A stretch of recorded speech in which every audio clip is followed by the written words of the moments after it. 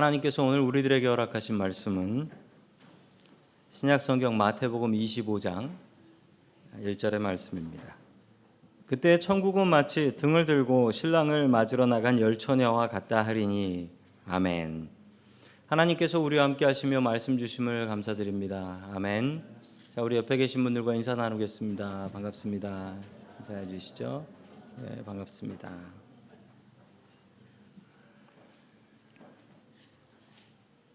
자, 오늘 열처녀 비유라는 제목을 가지고 하나님의 말씀을 증거하겠습니다. 1945년에 일본이 전쟁에서 졌지요. 나가사키하고 히로시마의 원자폭탄을 맞은 일본은 연합군의 무조건 항복을 선언해 버렸습니다. 그래서 전쟁은 끝이 났습니다. 그런데 이 전쟁이 끝나고 29년 뒤 1974년에 있었던 일입니다. 필리핀 마닐라 근방에 루방섬이라는 섬이 있는데 이 루방섬에서 일본군이 발견이 됐어요. 일본군이 그때까지 근무를 하고 있었습니다. 오노다 히로라는 소위였습니다. 소위치곤 많이 늙었죠. 왜냐하면 29년째 소위이기 때문입니다. 전쟁이 끝난지도 모르고 계속 근무를 하고 있었습니다. 29년 동안 혼자 정글을 지키고 있었습니다. 29년 동안 이 사람이 전쟁이 끝난 걸 몰랐던 게 아닙니다. 주위에서 필리핀 사람들이 전쟁 끝났다라고 이야기를 하니까 그 전쟁 끝났다고 한 사람들을 쏴서 죽였습니다. 그리고 미군들이 삐라를 뿌렸는데 그 삐라를 보고서도 야, 이놈들이 이제 이런 짓까지 하는구나. 전쟁 안 끝났다. 왜 안 끝났냐면 우리 직속 상관이 끝났다고 안 했다. 그래가지고 29년 동안 정글을 지켰어요. 심지어 자기 가족들까지 이 소식을 듣고 찾아왔습니다. 아들아, 전쟁 끝났으니 돌아와라 라고 했는데 그것도 이 미국 사람들이 이 공작을 하는 거다라고 생각을 해서 돌아가십시오. 저는 정글을 지키겠습니다. 이렇게 얘기를 했어요. 끝내는 어떻게 했냐면 이 29년 전 직속 상관을 찾아냈습니다. 찾아냈는데 완전 할아버지가 됐고 군인도 아니고 지금 서점 주인을 하는 분인데 필리핀 가서 부하 하나 살립시다 라고 하니까 정말 가기 싫어하더래요. 뭐 그런 사람이 다 있냐고. 근데 어쨌든 당신이 안 오면 죽을 때까지 거기 있겠다고 하니까 갑시다 라고 해서 그 할아버지가 갔어요. 비행기 타고. 그래가지고 저분한테 전쟁 끝났으니까 집에 가라 라고 하니까 이제 그때 내려오는 모습입니다. 내려오는 모습. 29년 만에 제대를 한 거죠. 어떤 분은 이야기합니다. 저분이 소위여서 그렇다라고 얘기하시는. 저도 소위 시절을 기억하는데 그럴 수 있을 것 같습니다. 병장이었으면 벌써 집에 갔다. 이분도 불쌍하지만 이분보다 더 불쌍한 분은 이분의 부하들은 모두 다 전사했어요. 저분의 명령을 따르다가. 일본은 난리가 났습니다. 더 레스트 사무라이라고. 최후의 정말 대단한 사무라이가 났다고. 끝내 저분은 일본 생활 적응 못하고 브라질로 이민 가서 거기서 사셨습니다. 이 사람은 헛된 것을 기다렸습니다. 우리도 무엇인가를 기다리며 삽니다. 여러분들은 무엇을 기다리며 사십니까? 학생들은 아이고 이 지겨운 공부 이거 빨리 좀 끝났으면 좋겠다라고 졸업을 기다리며 삽니다. 아이들 키우는 집은요, 얼른 아이 좀 빨리 커가지고 어디다 맡기고 학교 좀 갈 수 있으면 너무 좋겠다 이런 생각들을 하십니다. 어른들은 은퇴할 날을 생각합니다. 내가 열심히 일해가지고 은퇴해가지고 자유롭게 전 세계를 누비고 다녀야지 라고 생각합니다. 여러분들은 어떤 것을 기다리며 사십니까? 그것이 혹시 헛된 기다림은 아닐까요? 우리는 지금 대강절 중에 있습니다. 예수님을 기다리는 기다림이 가장 가치 있는 기다림입니다. 우리 주님의 오심을 기다리며 살 수 있는 저와 여러분들 될 수 있기를 축원합니다. 아멘. 첫 번째 하나님께서 우리들에게 주시는 말씀은 예수님을 기다리라라는 말씀입니다. 예수님을 기다리라. 오늘 이야기는 신랑을 기다리는 열처녀의 이야기입니다. 자, 우리 마태복음 25장 1절의 말씀을 같이 읽습니다. 시작. 그런데 하늘나라는 등불을 들고 신랑을 맞으러 나간 열처녀의 일수 것이다. 아멘. 자, 오해하지 마십시오. 신랑은 하나인데 처녀가 10명이네. 아내가 10명인 것이 아니라 저 10명은 신부의 들러리입니다. 신부 친구들이 신부의 결혼을 돕는 것이지요. 자, 이 처녀들이 하는 일은 등불을 들고 동네 앞에 나가서 신랑이 오는 것을 발견하면 신랑과 함께 결혼식장으로 오는 것입니다. 유대인들의 결혼식은 우리의 결혼식과 참 많이 다릅니다. 자, 예전 한국도 그랬는데 동네가 작으면 동네에서 결혼할 상대를 찾을 수가 없어요. 왜 그러냐면 처녀가 없어서 그런 게 아니라 그 동네가 주로 예전에는 같은 가족이나 친척들이 모여 사는 곳이었어요. 그걸 집성촌이라고 하죠. 성이 같은 친척들이 같이 모여 사는 동네여서 거기선 결혼을 못 하는 거예요. 그럼 어떻게 하느냐? 그럼 근처에 다른 마을에서 결혼할 상대를 구해서 결혼을 하게 되는 것입니다. 자, 결혼식은 신부의 집에서 합니다. 이게 원칙이에요. 결혼식은 신부 집, 결혼 피로연, 결혼 파티는 어디서? 신랑 집. 이게 원칙입니다. 결혼식을 하기 위해서 남자가 신부의 집으로 가게 되는 것이죠.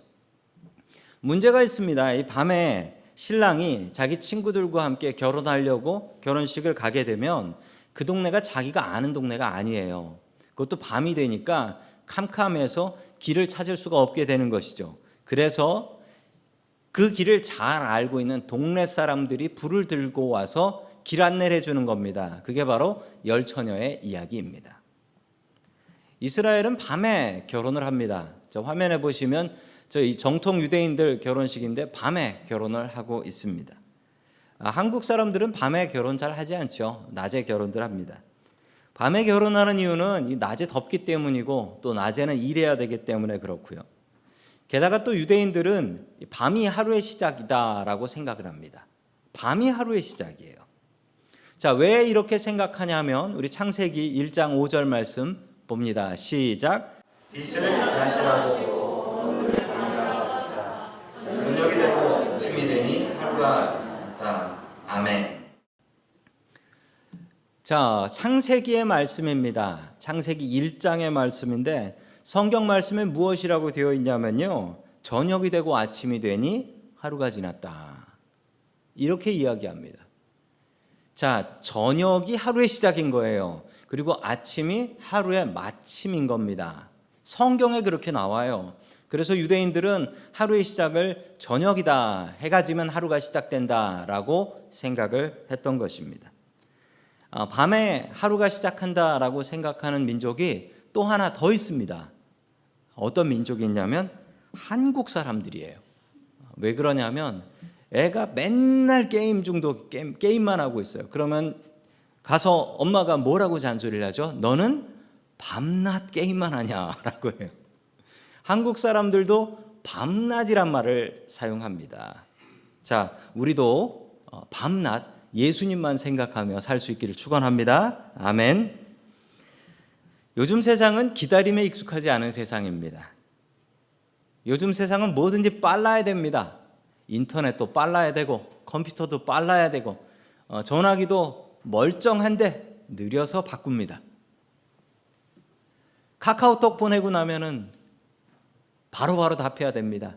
제가 운전하면서 가끔 성도님들에게 카카오톡이 날라올 때가 있어요. 그러면은 차가 신호등에 서 있으면은 그거 얼른 눌러서 볼 수 있거든요. 읽을 수 있는데 제가 그걸 못해요. 왜 못하냐면 읽으면 바로 답을 해야 되는데 그걸 못하잖아요. 요즘 세상이 바빠요. 바빠. 빨리빨리 답을 해야 돼요. 빨리빨리 답하지 않으면 그 사이에 무슨 생각들을 할지 걱정되고 염려가 됩니다. 귀한 것은 기다릴수록 값집니다. 그 기다림이 값져요. 아이를 가진 부모님들은 10달을 기다려야 됩니다. 10달을 기다리면 아이가 나오게 되죠. 그 10달이라는 세월이 어떻습니까? 지겹습니까? 아니요. 기대되고 기다려지는 10달의 시간입니다. 아이가 1살쯤 되면 뒤뚱뒤뚱 걷기 시작하는데 그 걷는 모습이 얼마나 웃깁니까? 기저귀 차고 나서 뒤로 자빠져가면서 뒤뚱뒤뚱 걸어옵니다. 개들은 1살이 되면 사냥을 해옵니다. 그런데 사람은 한 살이라도 제대로 걷지를 못해요. 그래서 뒤뚱뒤뚱 걸어오면 아이고 속 터져 하면서 안아줍니까? 그렇지 않습니다. 부모님들 아이들 키워보신 분들은 아실 거예요. 애가 뒤뚱뒤뚱 이렇게 걸어오면 너무 좋아가지고 나한테 걸어올 때까지 기다려요. 기쁨으로 기다려요. 포기하지 말고 넘어지지 말고 나한테 와라. 귀한 것을 기다리는 것은 기쁩니다. 오늘 열처녀는 귀한 신랑을 기다리고 있습니다. 우리는 대강절을 맞이해서 우리의 신랑 대신 예수님을 기다리고 있습니다. 기대가 없다면 우리의 마음속을 다시 한번 점검해 보십시오. 우리의 마음속에 예수님을 기대하는 마음이 없어서 기다려지지 않는지도 모릅니다. 온전히 주님을 기다리며 주님을 기대하는 대강절 될 수 있기를 주님의 이름으로 간절히 축원합니다. 아멘. 두 번째, 하나님께서 우리들에게 주시는 말씀은 믿음을 준비하라라는 말씀입니다. 믿음을 준비하라. 자, 우리 마태복음 25장 2절과 3절 말씀 같이 보겠습니다. 시작. 그 가운데서 5은 어리석고 5은 슬기로웠다. 어리석은 처녀들은 등불을 가졌으나 기름은 갖고 있지 않았다. 아멘. 10처녀가 모여서 신랑을 기다렸습니다. 등불은 각자 준비를 해와야 하는데 그 등불만 준비하는 게 아니라 등불에 들어가는 기름도 당연히 준비를 해와야 하는 것이었죠. 10처녀는 모두 등불을 준비했습니다. 그러나 5처녀는 슬기로웠고 5처녀는 어리석었습니다. 이 슬기롭고 어리석은 처녀의 차이는 등불은 가졌으나 기름을 갖지 않았다라는 것입니다. 기름이 있었던 사람들은 슬기로운 처녀들이었고 기름이 없었던 사람들은 어리석은 처녀들이었다라는 사실이지요. 이 어리석은 처녀들이 왜 기름을 준비하지 않았을까요? 물론 당연히 신랑이 일찍 올 거다라고 생각을 했던 것이죠. 그런데 또 하나 이 5처녀의 마음속에는 이런 마음이 있었습니다. 나만 안 가져온 게 아니다. 나만 안 가져온 게 아니다라는 거예요. 한참을 기다리는 시간이 있었는데 만약에 9명이 기름을 엑스트라로 가져오고요, 1명만 안 가져왔으면 이 1명 어떻게 했을까요? 당장 뛰어갔을 겁니다. 나만 안 가져왔네, 이거 어떡하나. 당장 뛰어갔을 거예요. 그런데 왜 안 갔냐면 든든한 5명이 있었기 때문입니다. 나만 안 가져온 게 아니고 5명이 안 가져왔으니까 괜찮다. 나만 안 가져온 건가. 이들의 마음속에는 사람을 바라보는 마음이 있었던 거예요. 사람들을 바라보니까 기름을 준비 안 했던 것이죠. 우리들 마음속에도 이런 마음이 있습니다. 우리는 세상 사람들을 바라보며 나만 이렇게 사나. 세상 사람들이 이렇게 사는데 예수 믿는 사람이라고 이렇게 살아야 되나? 이렇게 안 사는 사람들이 얼마나 많은데 우리 크리스찬들은 세상 사람들 바라보며 살지 않습니다. 그들하고는 다릅니다. 우리 크리스찬들은 예수님 바라보며 살아가는 사람들입니다. 세상 사람들을 따라가는 것이 아니라 우리 주님의 길을 따라갈 수 있기를 주의 이름으로 축원합니다. 아멘. 자, 여기서 기름이란 무엇일까요? 오늘 이야기는 비유입니다. 비유는 무엇을 상징하는지를 알아야 됩니다. 자, 먼저 혼인잔치가 있는데 이 혼인잔치는 무엇이냐? 천국입니다. 이 혼인잔치 참여한다, 들어간다라는 게 천국 간다라는 말이에요. 자, 처녀들이 나오는데 이 처녀들은 누구냐? 신랑을 기다리는 사람들이니까 우리 크리스찬들이지요. 예수님 기다리는 사람들이 크리스찬들이니까. 신랑은 누구시냐? 바로 예수님입니다. 예수님께서 언제 오실지 모르는 것이죠. 기름은 무엇이냐? 이게 애매한데 이 기름이 없어서 혼인잔치에 못 들어가요. 천국을 못 들어갔다. 그러면 이 기름은 믿음입니다. 믿음이에요. 우리가 믿음이 없으면 천국 못 들어가니까 이 기름은 믿음이 되는 것입니다. 자, 여러분들에겐 이 믿음이 있습니까? 믿음이 없어도 교회 나올 수 있습니다. 믿음이 없어도 찬양팀 할 수 있고 성가대 할 수 있고 교회에서 직분 받을 수도 있습니다. 이런 크리스찬들을 무엇이라 하느냐? 명목상 이름만 크리스찬이다라고 해서 노미널 크리스찬이라고 합니다. 명목적인 크리스찬이고 무늬만 크리스찬인 사람들입니다. 내 종교가 뭐냐라고 하면 기독교다, 교회 다닌다라고 이야기하는데 믿음은 없는 것이지요. 믿음이 무엇입니까? 믿음은 말 그대로 믿는 것입니다. 믿다라는 동사의 명사형이 믿음이에요. 우리가 믿어야 될 대상이 있습니다. 바로 우리 예수님 믿어야 됩니다. 예수님을 바로 믿어야 천국 갈 수 있으니까 우리는 예수님 믿어야 합니다. 그리고 우리가 또 믿어야 될 대상이 있습니다. 우리들과 같이 만나는 사람들, 같이 사는 사람들을 믿어줘야 합니다. 우리는 하나님을 믿고 또한 사람들을 믿고 살아야 합니다. 그런데 달라요. 하나님을 믿는 것은 문제가 없어요. 하나님은 나를 속이시지 않으시니까. 그런데 사람 못 믿는 분들이 있습니다. 그 이유는 사람은 속이더라. 사람은 속이더라. 사람한테 속아서 문제 많이 겪어봤다. 그렇지만 우리가 예수를 믿는 사람들이라면 사람들도 믿으려고 노력하는 사람이 되어야 합니다. 제가 아는 목사님이 계신데 저보다는 선배님이세요. 이분이 이런 얘기를 하셨습니다. 30대에 결혼을 했는데 그 결혼했을 때는 사랑으로 살았대요. 40대에는 바뀌었대요. 이 사랑이 사그라지고 그때부터는 의리로 살았답니다. 의리. 50대가 됐는데 50대에는 지금 50대신데 50대에는 전우회로 살고 있다라고 하셨어요. 전우회. 싸우다 보니까 정이 들어가지고 싸우다 보니 그래서 남편과 아내를 전우라고 부른다고 했습니다. 그분의 60대가 저는 기대가 됩니다. 무엇으로 살게 되는지. 그분의 이야기를 듣고 웃으면서도 참 맞는 면이 있다라는 생각을 하게 되었습니다. 부부간에 필요한 건 사랑입니다. 근데 이 사랑이라는 것이 불안하고 변합니다.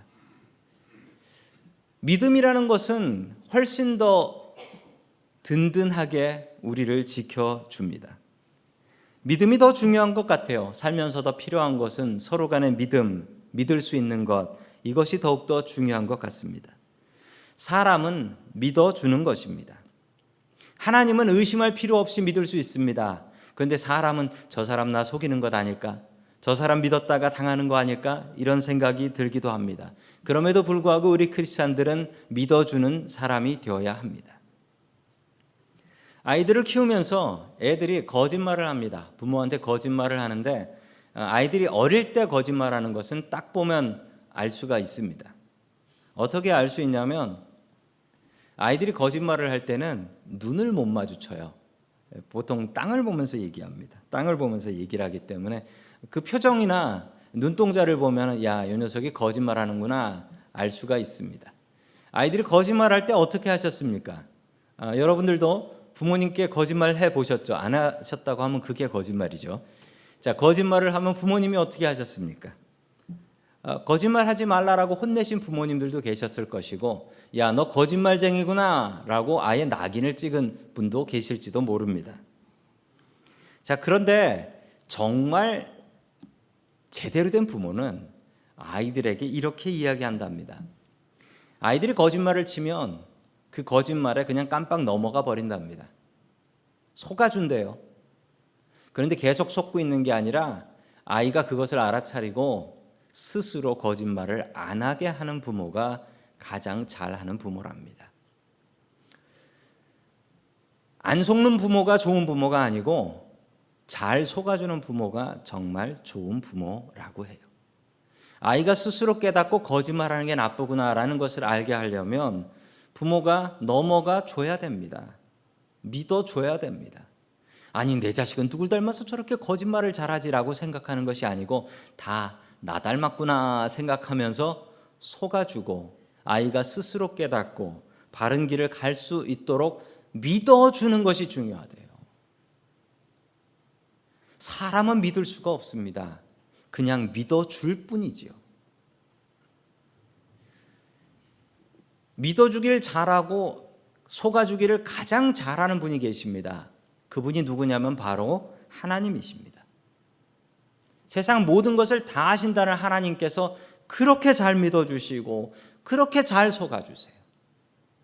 구약성경 창세기에 보면 하나님께서 소돔과 고모라를 멸망시키기로 작정을 하십니다.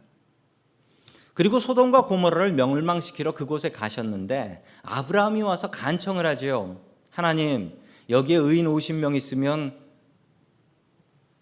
소돔과 고모라를 살려주시겠습니까? 이렇게 물어봤을 때 하나님께서는 그래, 50명 찾으면 살려준다라고 하셨는데 이미 하나님께서는 거기에 50명 없다라는 거 알고 계셨습니다. 마지막 10명까지 내려가지만 하나님께서는 그래, 10명 데려오면 내가 살려준다. 하나님 다 알고 계세요. 없는 거 다 알고 계세요. 그런데 믿어주시고 속아주세요. 그 믿어주심과 속아주심 덕분에 우린 살지 않습니까? 우리 잠시 전에도 한 주간을 회개하며 기도했습니다. 우리는 기도하며 이렇게 생각합니다. 지난 한 주간도 참 게으르게 살았습니다. 하나님, 내가 다음 주는 좀 더 열심히 믿음 생활 해보겠습니다 라고 기도를 하지만 그 기도하는 우리의 마음속의 생각은 어떻습니까? 다음 주는 뭐 다른 게 있을까? 이런 생각하면서 기도하지 않습니까? 내 뭐 다음 주에 다른 게 있을까? 그런데 하나님께서 어떻게 하십니까? 그 기도를 믿어주세요. 나도 안 믿는 내 기도를 주님께서 믿어주세요. 어떻게 하냐고요? 우리가 살아있잖아요. 우리를 믿어주시지 않으셨으면 여기에 살아있을 사람이 어디 있겠습니까? 하나님께서 우리를 믿어주시고 우리한테 속아주시니까 우리가 살 수 있는 것 아닙니까? 그 사랑으로 살아야 됩니다. 그 사랑으로 주님을 의지하며 살아야 됩니다. 믿어주는 사람 되십시오. 우리가 하나님을 온전히 믿어야 됩니다. 그 믿음 없으면 천국 못 갑니다. 그리고 내 주변에 있는 사람들을 믿어주려고 애쓰는 저와 성도 여러분들 될 수 있기를 주의 이름으로 간절히 축원합니다. 아멘. 세 번째 마지막으로 주님께서 주시는 말씀은 내 믿음으로 구원받으라라는 말씀입니다. 내 믿음으로 구원받습니다. 예배 시간에 안 조는 법이 있습니다. 예배 시간에 아무도 안 조시는 것 같은데요. 예배 시간에 안 조는 방법. 첫 번째, 토요일 저녁을 거룩하게 보낸다. 토요일 저녁을. 시험 드니까 마음속으로만 답해 주시기 바랍니다. 어제 주무신 분 계시고 오늘 주무신 분 계시죠? 네, 오늘 새벽에 주무신 분 계실 거예요. 아니, 그분들은 천하 없어도 졸리지요. 토요일 저녁을 거룩하게 보내야 주일을 제대로 지낼 수 있습니다. 자, 두 번째 방법. 예배 일찍 와서 기도로 기대하면서 준비한다. 내가 기대한 예배가 졸릴 리가 없어요. 기대하면. 세 번째, 정 졸리면 오늘은 다른 자리에 앉아본다. 다른 자리에. 다른 자리에 앉으면 분위기가 바뀌고 보이는 게 달라가지고 덜 존답니다.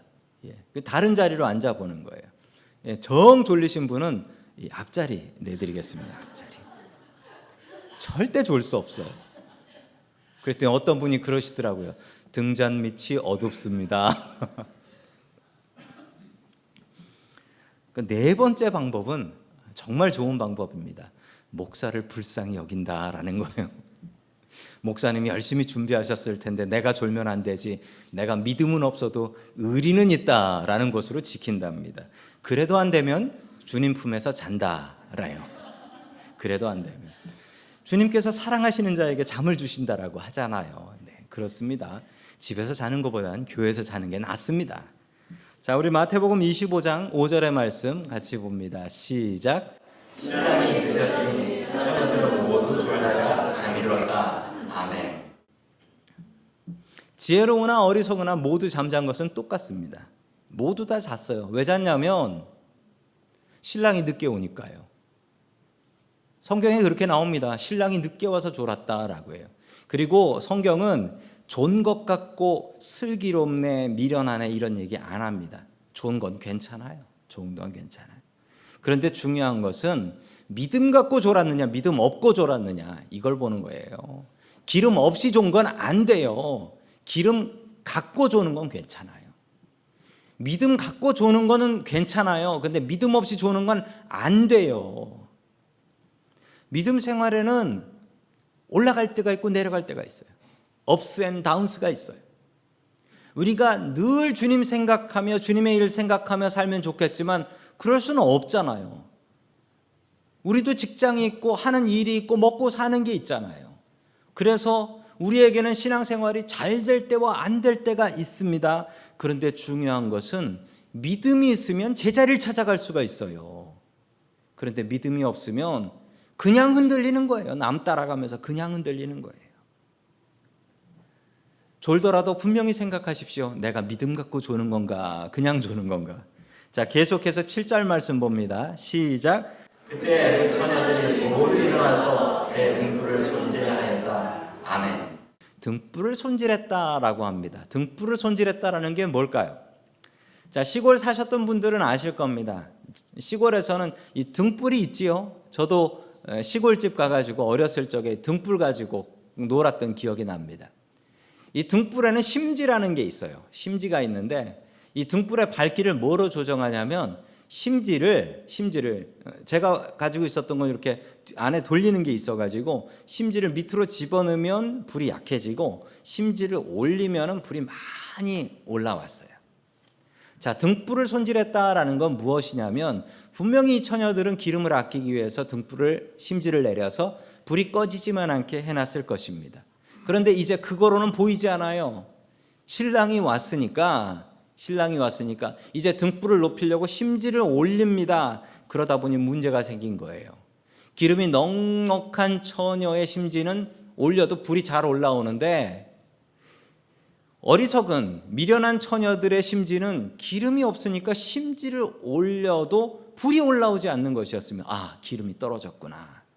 그때 이 미련한 처녀들은 기름이 떨어진 미련한 처녀들은 슬기로운 처녀들에게 부탁했습니다. 기름 좀 빌려달라. 그랬더니 이렇게 얘기하지요. 9절 봅니다. 시작.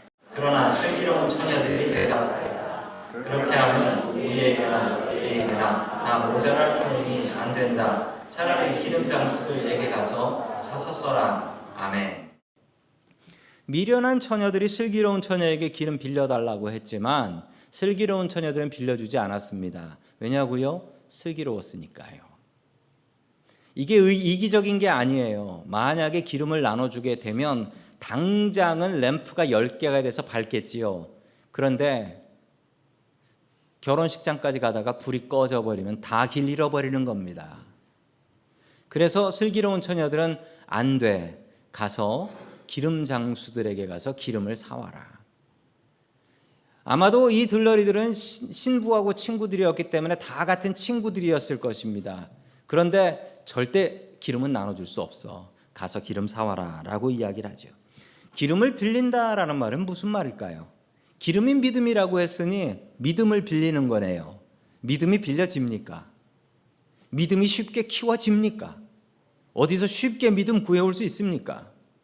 아니, 믿음을 빌려줄 수 있으면요, 제가 시험 당하는 교인이 있으면 신방 가서 이러겠습니다. 집사님, 시험 당하셨네요. 제 믿음 빌려 드릴 테니까 시험을 이기시고 저한테 돌려 갚으세요. 이게 됩니까? 이거 안 되지요. 믿음은 내 믿음이에요. 믿음은 빌려줄 수 있는 게 아닙니다. 어떤 분이 이런 얘기를 하셨어요. 천국에 갔더니만 목사님 사모님들 치마가 다 늘어나 있더라. 왜 그런가 알고 봤더니 목사님들이 사모님 치맛자락 붙잡고 다 천국 올라와가지고 그렇게 됐더라. 이런 얘기를 하시는 분이 말도 안 되는 얘기입니다. 남의 믿음으로 구원받을 수 없어요. 내 믿음으로 구원받습니다. 기름 못 빌립니다. 믿음도 못 빌립니다. 여기 이런 생각 가지고 계신 분들 계시지요? 내 아내가 열심히 믿으니까 내 아내 기도로 잘 될 거야. 혹은 내 남편이 열심히 믿으니까 내 남편 바지 붙잡고 천국 올라갈 거야. 이런 생각 하시는 분들 계시지요? 그런 분들 꿈 깨십시오. 내 믿음으로 내가 구원받는 것입니다. 자, 계속해서 10절의 말씀 봅니다. 시작. 미련한 처녀들이 기름을 사놓으려는 사이에 신랑이 왔다. 준비하고 있던 처녀들은 신랑과 함께 혼인잔치에 들어가고 문은 닫혔다. 아멘. 이게 천국의 모습입니다. 방금 전까지 그렇게 선하게 보였던 신랑이 혼인잔치에 들어가고 나니까 완전히 이 사람이 안면몰수를 하고 다른 사람이 됩니다. 아니, 이 처녀도 그 밤에 거기서 떨면서 신랑을 기다렸던, 미련은 했지만 그랬던 처녀들인데 기름 구해가지고 왔더니만 문을 닫았어요. 열어달라고 부탁을 하니까 내가 너를 어떻게 하냐라고 하면서 문 안 열어줍니다. 그래서 문 밖에서 슬피 울며 이를 갈게 해요. 아니, 이 신랑 이거 정말 이상한 사람 아닙니까? 이 신랑이 누구라고요? 바로 예수님입니다. 우리가 이런 일을 언제 당할 수 있냐고요? 우리 죽고 나서 천국 문 앞에서. 우리가 사랑의 예수님이라고 하지요. 그 사랑의 예수님께서 너는 믿음이 없잖아. 너는 믿음이 없으니 천국 못 와라고 문 닫으실 날이 있다라는 것입니다. 그 일을 당하지 않으시려면 믿음 준비하셔야 됩니다. 사탄은 우리를 유혹합니다. 뭐라고 유혹하냐면 사탄이 가장 잘 우리를 유혹하는 것은 내일입니다. 내일. 다이어트도 내일부터 해라라고 합니다. 오늘은 실컷 먹고 내일부터 다이어트 하자. 운동 언제부터 하라고 합니까? 사탄이 우리에게 합니다. 오늘은 쉬고 내일부터 하자라고 해요. 믿음 생활도 그렇습니다. 믿음 생활도 지금은 그냥 열심히 살고 내일부터 하자라고 우리의 마음속에 속삭입니다. 오늘을 열심히 살지 않는 사람에게 내일이 있습니까? 어떤 분은 이렇게 얘기합니다. 내 마음대로 살다가 죽기 전에 예수 믿어서 천국 가겠다. 계획은 정말 좋습니다. 그게 그렇게 되면 정말 그 사람은 제 마음대로 살다가 천국 갈 수 있습니다. 그러나 우리의 종말이 언제인지, 우리가 언제 어떻게 죽을지 이 중에 아시는 분 계십니까? 우리는 알 수 없습니다. 오늘 이 시간 우리는 믿음을 준비해야 됩니다. 오늘 이 예배를 통해서 우리는 믿음을 준비해야 됩니다. 다른 사람의 믿음으로는 천국 갈 수 없습니다. 사랑의 예수님께서도 믿음 없는 사람은 천국 문 앞에서 돌려보내십니다. 여러분들은 믿음을 준비하고 계십니까? 믿음을 준비하고 있는 슬기로운 신앙인들 될 수 있기를 주의 이름으로 간절히 축원합니다. 아멘.